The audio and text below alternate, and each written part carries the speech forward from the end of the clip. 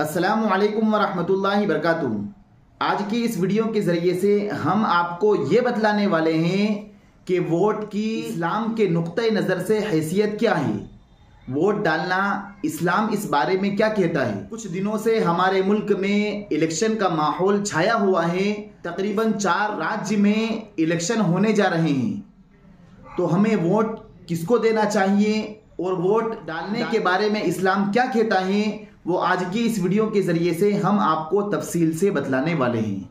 تو دیکھیے، اکثر علماء اکرام نے اور خاص طور پر مولانا تقی عثمانی صاحب، مفتی شفیع عثمانی صاحب رحمۃ اللہ علیہ فتاوی حقانیہ میں، اسی طریقے سے علامہ بن نوری رحمۃ اللہ علیہ نے، ان تمام علماء کے نزدیک ووٹ کی حیثیت گواہی کی حیثیت ہے۔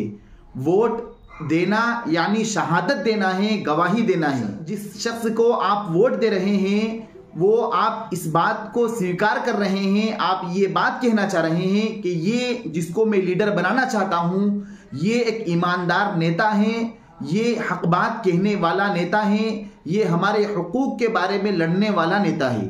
تو لہٰذا ووٹ ڈالنا یہ ایک شہادت دینا ہے۔ قرآن شریف گواہی کے بارے میں یہ ارشاد فرماتا ہے، اقیم الشہادہ، کہ لوگوں جب گواہی کا موقع آئے تو تم گواہی ضرور دو۔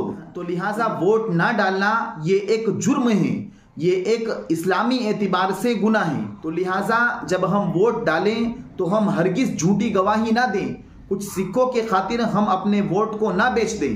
ہم ایسے لیڈر کا انتخاب کریں، ایسے لیڈر کو چنیں جو ہمارے حق کے لیے لڑ سکے، ہمارے لیے ہر معاملے میں پیش ہو۔ افسوس کی بات میں آپ کے سامنے عرض کرتا ہوں کہ ہمارے کئی مسلمان ووٹ ڈالنے ہی نہیں جاتے، کئی مسلمان ووٹ ہی نہیں دیتے۔ بنگلور اور حیدرآباد کے انفارمیشن ٹیکنالوجی کے ذمہ داروں کا یہ ڈیٹا ہے کہ 50% مسلمان ووٹ ڈالنے نہیں جاتے ہیں۔ اب آپ بتائیے، جب ہم ووٹ ڈالنے ہی نہیں جائیں گے تو ہم ایسا ہی کام کر رہے ہیں کہ ہم اپنے پاؤں پر کلہاڑی مار رہے ہیں۔ بلکہ میں آپ کے سامنے عرض کر دوں کہ بعض فرقہ پرست تنظیموں نے 1925 میں یہ منصوبہ پیش کیا تھا کہ مسلمانوں کو اس ملک میں رہنے کا حق تو دیا جائے لیکن انہیں ووٹ دینے کا ادھیکار ہرگز نہ دیا جائے۔ لیکن ہمارے اکابر نے اس منصوبے کو فیل کر دیا اور اس منصوبے کو ختم کر دیا۔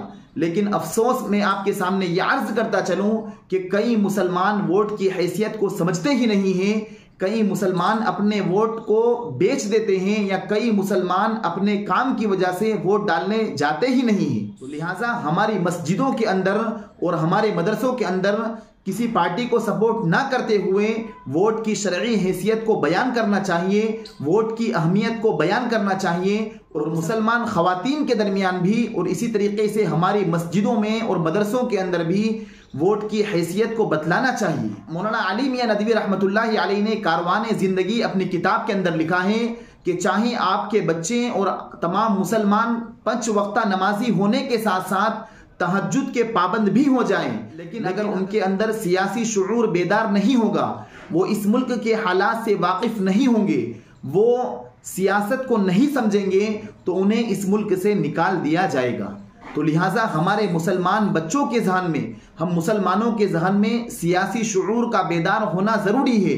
ہم سیاست کو سمجھیں اور سیاست کا صحیح استعمال کریں، اس لیے کہ ووٹ ڈالنا یہ ہمارا ادھیکار ہے۔ سنویدھان نے ہمیں ووٹ ڈالنے کا ادھیکار دیا ہے، تو لہٰذا ہم اس ادھیکار کو اپنی سستی کی وجہ سے، لاپرواہی کی وجہ سے ہرگز ختم نہ کریں۔ اللہ کے لیے ہم اس اہمیت کو سمجھیں۔ جب ووٹ ڈالنے جائیں تو ہم اس چیز کو اپنے دماغ میں ضرور رکھیں کہ کون سا نیتا ہمارے لیے صحیح کارگر ثابت ہوگا۔